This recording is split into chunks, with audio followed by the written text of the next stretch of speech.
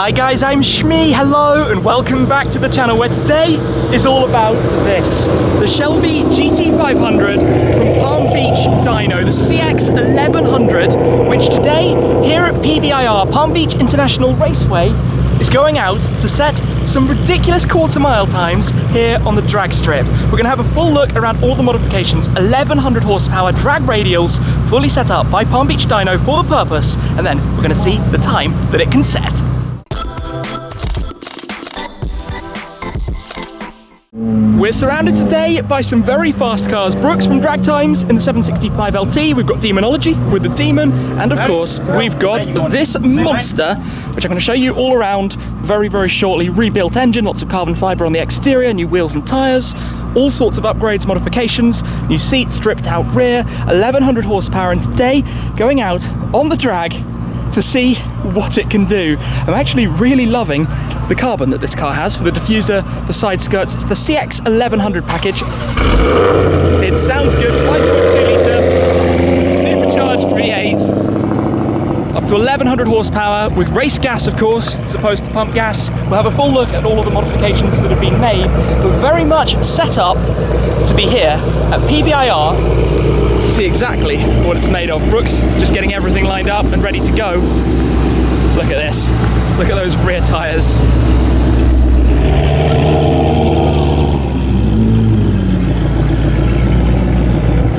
First up today, we've got some drag races against the 765 LT, which we know can do about 940s, maybe 930s. I think that's on the Toyo R888s. Then we're going to have this going solo slightly later on to really see what it's got. Of course, using the line lock and some of the track apps programs in the car to warm up those tyres, to get it ready before staging on the line. We're doing some burnouts, I think, with both cars first. It's going to be insane.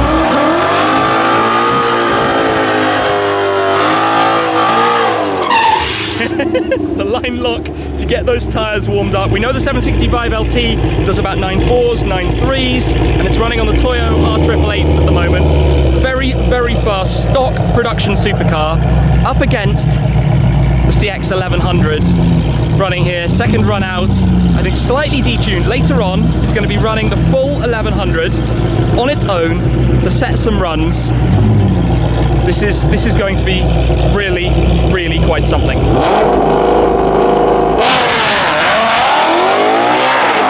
you go. Who even knows? Without spoiling the times then from the first run, that was ridiculously cool to watch. We've seen the 765 LT going out, and my word, it is quick. This, so cool. They're doing a few races then. These are basically the warm-up runs for the CX1100 GT500, and then we're going to have the big stuff very shortly thereafter.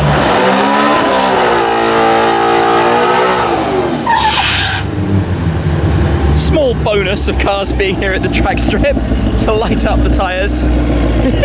Smells a little bit of rubber. Right, up towards the staging lights.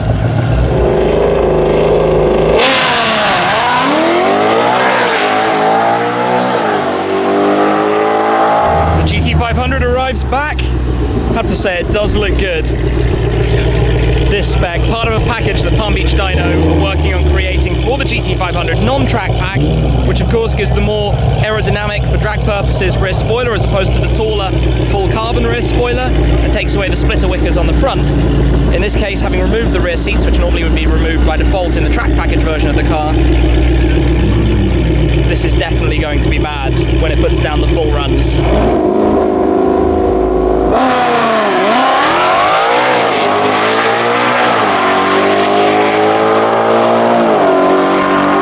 After some test runs then, we're joined by Ken. How did it go? It went great, especially considering the weather today. It's very hot. It is absolutely boiling. So if you don't mind, can you take us through the car, talk about what you've done with it? Absolutely. Let's start under the hood. Start with what's been done to the engine, lots of weight savings from carbon fibre all around, wheels and tyres we'll talk about, but I think most importantly, the work that's been done. You've got the racing latches, carbon hood, significant weight saving. Yeah, 20 pounds. That's probably one of the easiest 20 pounds. Because I know from mine the standard hood is really heavy, and it happens to look very cool as well. Yeah, and they did a great job. The nice thing about all the Anderson composite parts is they work as a partner of Ford, so everything fits very, very well. As far as power though, this is where all the power comes from. It's a factory supercharger, but it's ported by Joker's Performance. That adds a lot more flow to the supercharger. We've got our billet lid, which adds volume and allows it to flow better at higher boost levels. And then of course we've got a bigger throttle body and the JLT cold air intake. And then the supercharger pulleys to drive the blower faster to create more boost. So with all that stuff, the exhaust, and race gas, we're looking at between 400 and 500 horsepower additional from the factory. Yeah, which is absolutely crazy. So race gas, not E85 yet. Correct. Because I use this car so much for development and I don't have a lot of downtime, I just haven't had the chance to install a fuel system. So race gas was just a good compromise for now. Maybe something for the future. I mean, coming around, lots of carbon fiber, the hood, the side skirts, the rear spoiler as well. And we've got the brakes, the carbon ceramic brake upgrade, which saves 65 pounds off the car. Wow. Yes. It's a lot of weight saving. That's why I could not pass them up. They don't, you know, the factory brakes are incredible. I don't really see any benefit to that as a performance deal, but just from the weight, it was worth it. Okay, makes sense. Wheels and tires? Wheels in the back are Mickey Thompson, and in the front are Nittos. That's like their typical road race tire. The wheels are Forge Line, which I've always been a supporter of. I used to live in Ohio. They're made in the USA in Ohio. I know the guys, and they just came out with this bead lock drag wheel, which is kind of not very typical for them. They're more road race wheels. So this was a great opportunity to get on board with Forge Line and push their drag wheels for them. And a wheel that fits the GT500 as well. Absolutely. It's very difficult to find a wheel to fit these because of the rear brakes. And that's the other reason I went with those carbon ceramic brakes. A very typical mod for this would be to maybe change the brakes to get a drag wheel on there. And then I think you ruin the car at that point. This car, we change the wheels and tires and maybe some boost, and we can head over to the road course. So that's the idea. The same car, very simple changes, and you can go from drag strip to road course. Yeah, absolutely. And then inside, we can't miss these seats. One of my favorite mods. They are so nice. Yeah, those are Tillett racing seats. I did those obviously for weight savings. Between that and the rear seat, you're knocking another probably 70 pounds, 70, 80 pounds out of the car. So you've saved, oh yeah, you've taken out completely the rear seats, Palm Beach Dyno logo on the bulkhead. I've got to get used to that because of course track pack versions come without rear seats to begin with. Absolutely. Are these comfortable? They're unbelievably comfortable. I'm used to more of a drag racing style seat we're just used to being uncomfortable, but the difference with these is it's perfectly shaped to your body. No matter what your body shape is. I have big guys at my shop that drive it around and they're comfortable in it. I'm super happy with it, very happy. Fantastic, and then more carbon around the back, the carbon spoiler. Yeah, the carbon spoiler normally have the flap on the back, but we take that off for drag racing. We've got the rear balance here also down at the bottom, and there's more coming. Full exhaust system, everything. Believe it or not, that is the factory mufflers. Really? The rear section is. It has Cook's headers up front and larger piping up to the factory cat back, but it's I did that because I wanted to keep the active exhaust. There wasn't anything aftermarket that kept that, but I'll probably change to something else soon. Okay, fantastic. Well, it looks pretty awesome. Thank you. It goes pretty well, and I wish you the best of luck with your runs this afternoon. Thank you, I appreciate it. Looking forward to seeing how it does. There are a lot of cool cars around today. 992 Turbo S convertible, 992 Turbo S. We've got Stang mode in the GT350, Pista F8 Tributo, Hydra with the 720S here, running on radials as well, GT500 just behind. Yeah, cool cars. These guys are heading out. Have fun. Some more test runs with this before the big hitters just after. We've got Savage Garage. Yeah, that sounds good. Savage Garage with the SV Roadster, SVJ, and Jimbo's Avento LP700. We've got a Hurricane Evo rear-wheel drive Spider, 488, 600 LT Spider. Yeah, lots of nice cars around today. A few more over in the prep area. I guess shortly, as it starts to get a little bit cooler later on, it'll be time for the big runs with Ken. But right now, it's far too hot.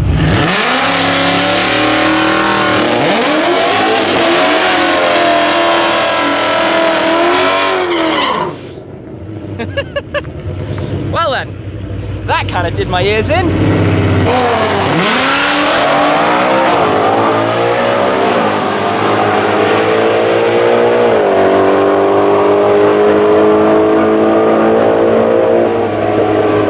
Wow, 9.32, 9.26. Quick distraction, because this should be quite fun. We've got the Ferrari F8 Tributo on this side and the Ferrari 488 Pista Spider on the other side.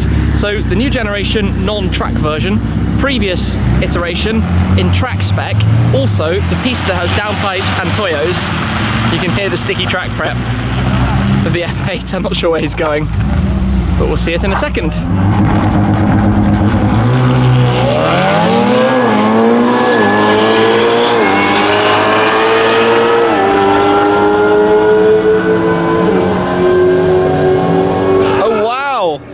The F8 Tributo beat the 488 Pista, 987 to 1004, 142.9 for the Pista, 143.98 for the F8. Amazing. The victor then, the F8 Tributo.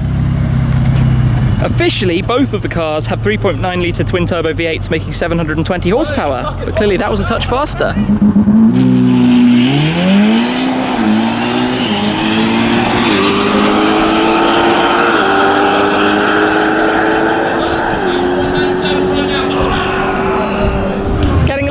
In the day, some more testing runs though. You can see the sun slightly down against that beautiful blue paintwork. Guess we're about to have a big burnout. Palm Beach Dyno GT500, Stang mode on the other side.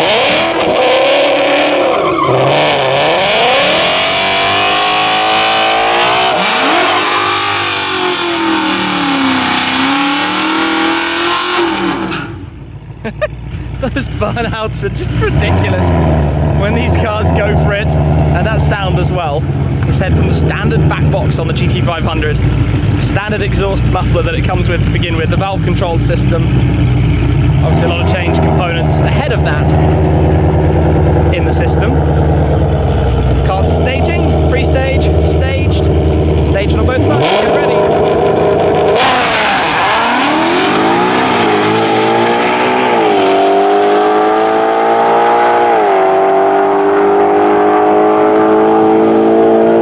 932.9. Not bad for a testing run. The F8 Tributo is back. This time we have a 488 Spider on the other side, the full suite of the twin turbo Ferrari V8s. Today the 488 Spider, F8 Tributo and the Pista. So let's see what the 488 can do, and let's see if the F8 can go even faster.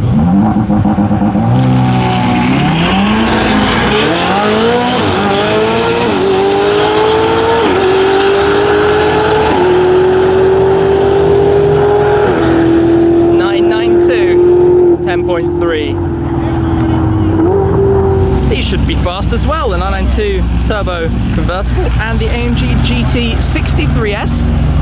No wing on the back, not quite sure what this should run. I guess we're about to find out. See what it does. Both cars staged. The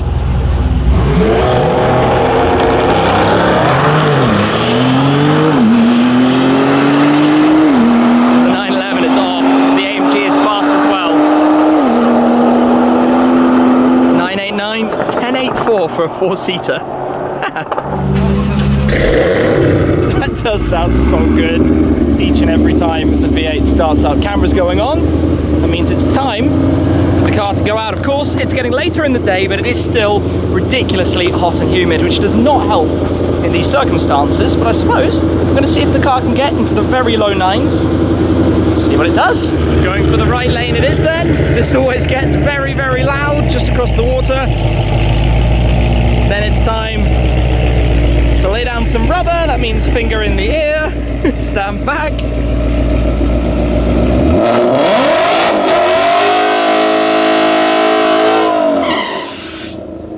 All right. Time to roll on forwards and see what it can do.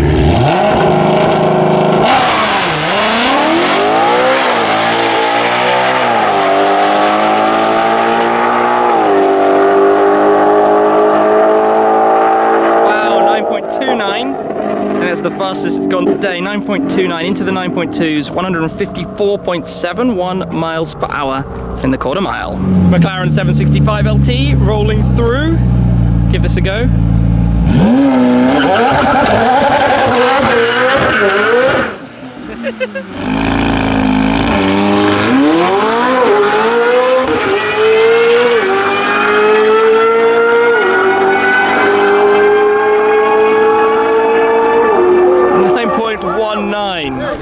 154.44 miles per hour. Not bad.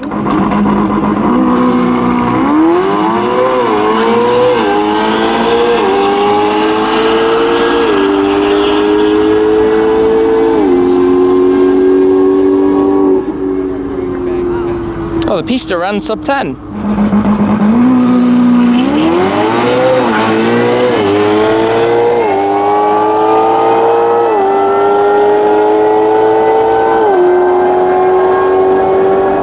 That's getting closer and closer. Things are cooling down significantly, but also the track prep is cooling down as well, which obviously hinders things slightly. Stand back, finger in the ear, get ready for a lot of noise.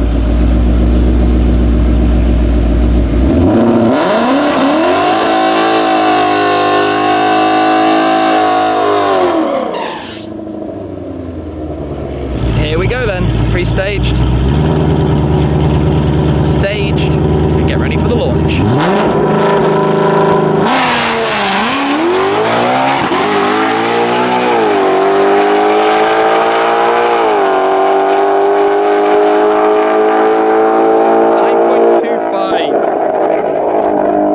Fastest we've seen today. 154.79 miles an hour, and you can see the way it hooked up and got to move on.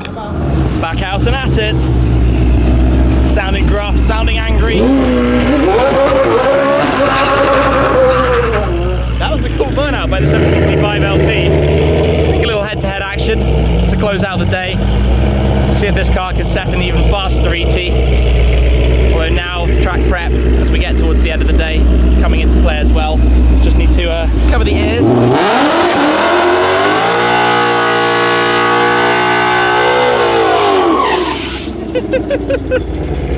Yeah, somewhere in that cloud we have a GT500. As they go and line up now, gonna have another one from the 765 LT. This is going to be quite interesting actually. I think we've got a slightly modified 765 with tune and downpipes, and a heavily modified GT500. A stock GT500, by the way, we've not really talked about it, but stock, this car would do about mid-10s. So obviously over a second quicker is a huge, huge increase, especially with the weight of a GT500. It's 4,200 pounds. No lightweight at all. Okay, pre-staged on this side. Let's get ready for this.